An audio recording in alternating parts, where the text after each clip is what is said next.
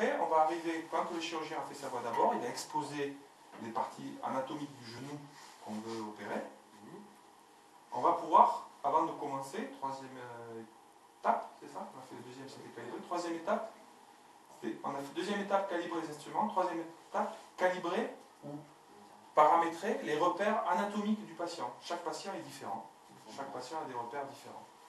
Donc, pour se repérer l'anatomie du patient, il faut que tu fasses, qu'on fixe des points fixes sur les os du patient. Un point sur le tibia, un point fixe sur le tibia, qui à chaque fois qu'on bougera le tibia, le repère, le capteur bougera avec, et donc on saura exactement à tout moment où se trouve le tibia en rotation, en flexion, en extension. Le fémur pareil. Donc on va mettre un capteur tibia, donc là j'ai pris le capteur tibia gauche. Tu attrapes le tournevis qui est dans le conteneur, s'il te plaît. Et le capteur fémoral ici. D'accord? Donc, capteur tibia. Je le fixe sur deux branches. Le patient ne sent pas ça. Ça passe, l'incision elle descend là, donc là on en fait un peu plus bas parce qu'on a de la place, mais normalement tu le mets un peu plus haut. C'est l'ouverture normale pour travailler sur un genou. Donc ça se referme tout seul, ça se ressoude tout seul. C'est pas douloureux, voilà. On n'a même pas besoin de lui dire, il ne sait même pas qu'on a fait ça, quoi.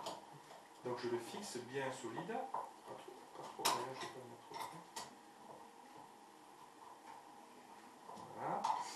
L'os, ça se travaille un peu comme le bois. C'est très dur. Si on met des vis bien fixées, ça tient très bien, c'est très costaud. La même chose pour le fémur. Donc là, je les mets, voilà, je les mets où je veux, et après, je vais dire à l'ordi, à la caméra, de les repérer. Une fois qu'il les aura repérés, c'est le chirurgien qui choisit où il veut.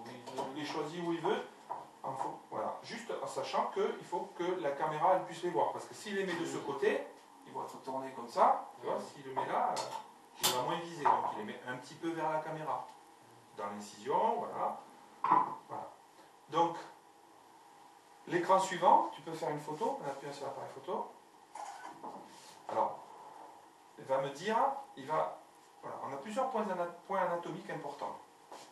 Pour faire une prothèse, il faut tenir compte des axes. Quand on est debout, le poids, 70% du poids du corps, est en haut.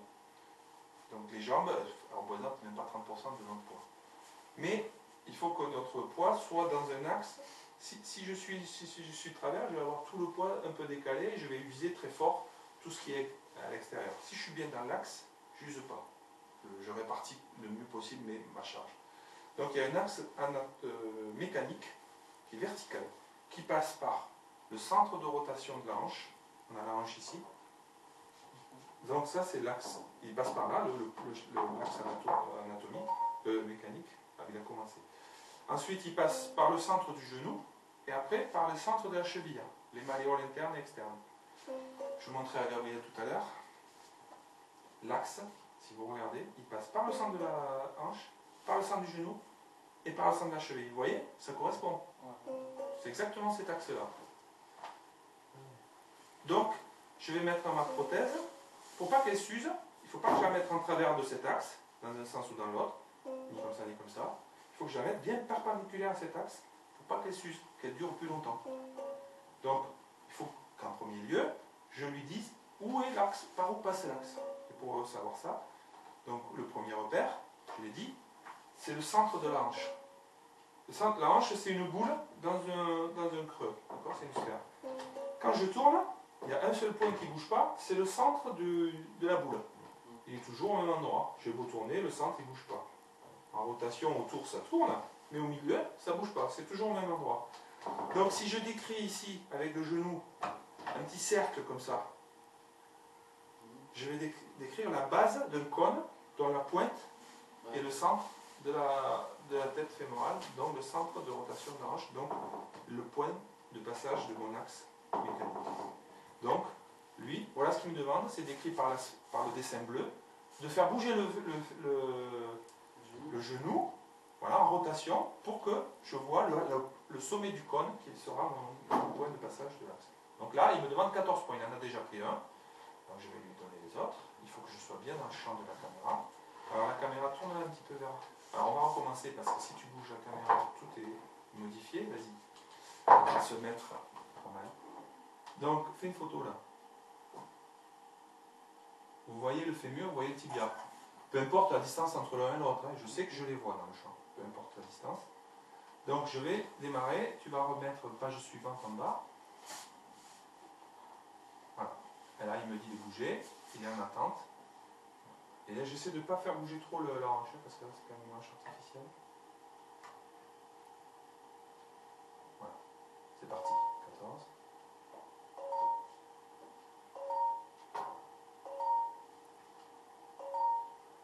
Je crois que j'ai bougé.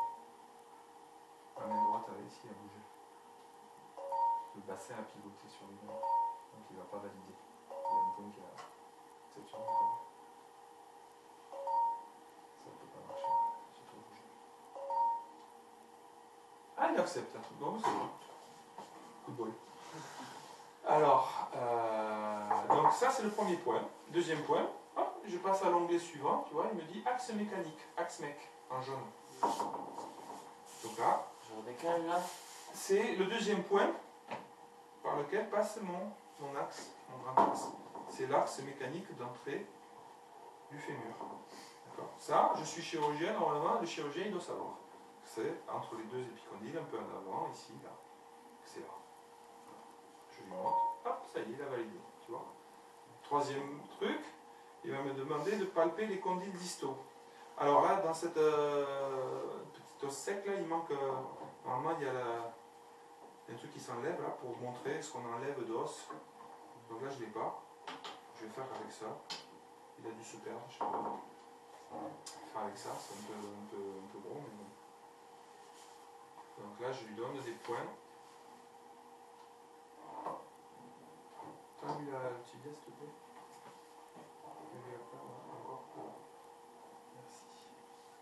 Il faut que je bouge.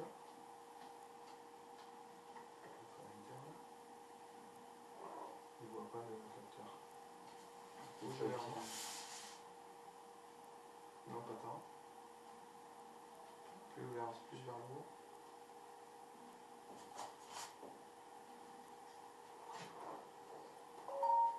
Oula. Rappuie sur le fémur. Là? Non, ça c'est le tibia. Voilà, le fémur. Voilà. Là, il me demande de prendre 3 points sur le fémur des condyles distaux, c'est-à-dire de la partie la plus basse du fémur, en interne et en externe. Après, je vais savoir quelle épaisseur d'os je vais enlever. Si je sais ce point maximum, quand je vais mettre ma coupe, je saurai combien je vais enlever de...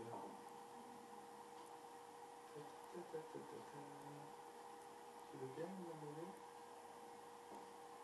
Il veut pas, non. Je suis trop tourné vers la tête. Viens un peu vers le micro. Là, ouais. Je comprends pas pourquoi il ne voit pas ce truc-là. Il le voit pas. Hein. Il le voit pas. C'est ça.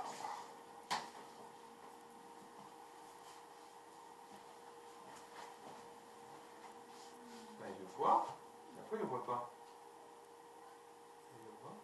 Premier appui sur le fémur, l'écran d'après.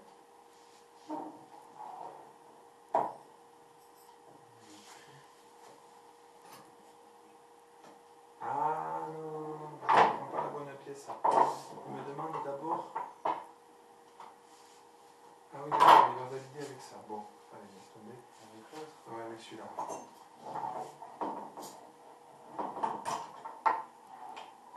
C'est moi qui me suis trompé. Je lui ai demandé de prendre avec cet instrument-là, mais ça ne va pas le faire. On va pas se mettre le produit complètement.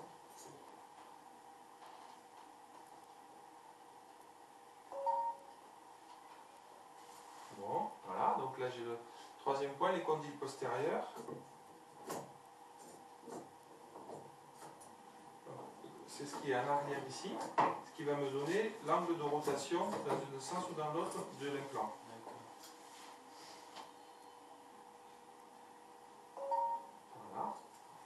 là j'ai tous les paramètres du fémur. Je peux lui demander, il va me demander maintenant les paramètres du tibia. C'est un peu le même, un peu pareil. Là, je me rappelle que l'axe il passe par le centre du genou et entre les malléoles. Donc là, il me demande le point d'entrée de l'axe. Je sais qu'il est à peu près par là. Le chirurgien sait qu'il est à peu près par là. Ok, déjà pris, entendu. Après, il me demande des petits repères de plus, c'est-à-dire la rotation. Dans quel axe je vais. C'est parce que la plupart, je peux le mettre comme ça ou comme ça. Mais ça va influencer quand même les mouvements, parce que quand je vais fléchir, ben, la rotule qui est devant, elle va tourner, elle va tirer plus ou moins si je mets mon tibia de travers ou pas. Donc j'ai des repères. Ici j'ai le repère qui s'appelle la tuberosité tibia, vous voyez, ça avance un peu. Le tendon rotulien qui tient la rotule, il est fixé à ça. Hein, donc c'est un repère. Je sais que si je me mets ici, je suis à peu près dans l'axe. Voilà. Antéro-postérieur. Et ici, je sais, il y a un repère anatomique, c'est l'insertion voilà, du croisé. Je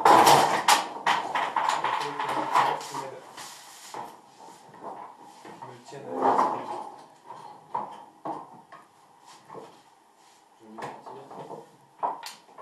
voilà.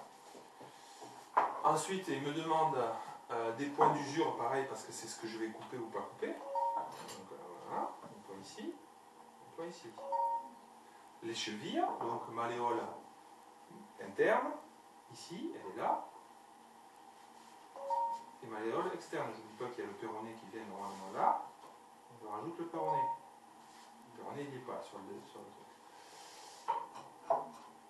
Voilà. Donc là, maintenant, j'ai tous mes axes, tous mes points. Je peux dire, je peux mesurer ce monsieur démoagène là, quel est son niveau d'usure, quel est son niveau d'extension. Donc vous voyez, je le mets sa jambe en extension. S'il était très usé, ben, il n'arriverait pas à tendre la jambe. Il aurait là, par exemple, je verrais 15 degrés de flexion. Vous voyez, en bas à droite. Parce qu'elle n'est pas parfaitement tendue, la jambe. Là, elle est trop en extension. D'accord? Donc ça veut dire qu'il a les ligaments derrière, c'est complètement distendu. Ici, je peux voir s'il est, par exemple, déjà marqué comme ça, là, comme Lucky Luke. C'est du varus. Vous voyez, ça s'appelle du varus. Là, il y a 16 degrés de varus. Il y en a qui ont les jambes cagneuses comme ça, là. Et là, ils sont en valgus. 13 degrés. Donc, en fonction du malade, je vois tout de suite ce qu'il a comme usure, ce qu'il a comme défaut d'axe. Là, voilà, là, je suis sur quelqu'un qui est presque normal. Donc, on se demande pourquoi on l'opère celui-là. D'accord? Par contre, si je suis là, avec un peu de varus, voilà. J'ai un peu, voilà. J'ai 5 degrés de varus, ça commence à être pas mal. Ça commence à être beaucoup. Et là, on fait une photo quand même. D'accord? Ça, c'est l'amplitude du mouvement, c'est écrit tout à fait en haut, avant de commencer la chirurgie. Et je verrai si j'ai corrigé, si je suis revenu à 0 de varus, à 0 de flexion, à la fin, après avoir fait la prothèse, à la fin de l'intervention.